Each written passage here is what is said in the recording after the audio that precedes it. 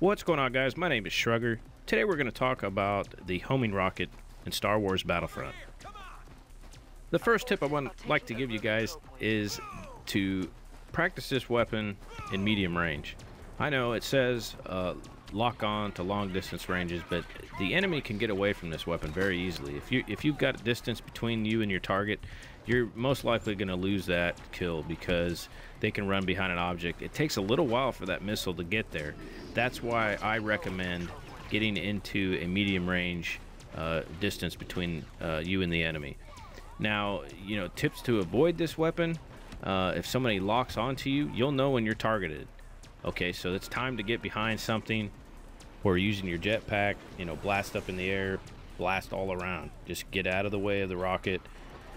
Getting behind something is probably your best bet.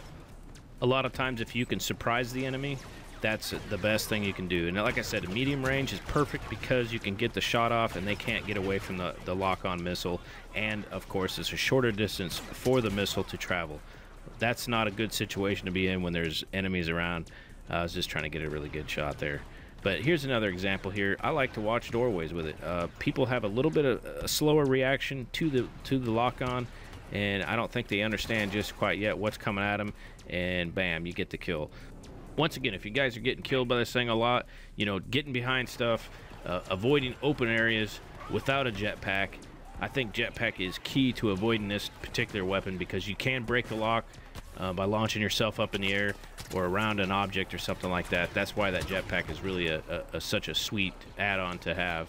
But on this map in particular, you're going to run into a lot of the homing rockets. They're going to be coming at you from all angles. That said, if you like to hang back, play medium range from your enemy, use the T-21 for example, giving some distance away, you're going to be very effective with the homing rocket, and it's a great weapon. You'll get a lot of kills from it. You have to shoot it, get a kill. A lot of times you'll have to follow up. Sometimes there might be a couple enemies behind them, and then you have to wait for it to reload into your card there. But to see, this is a perfect example of the distance and how that guy could not react to that at all. So it's a pretty fun and effective weapon to use.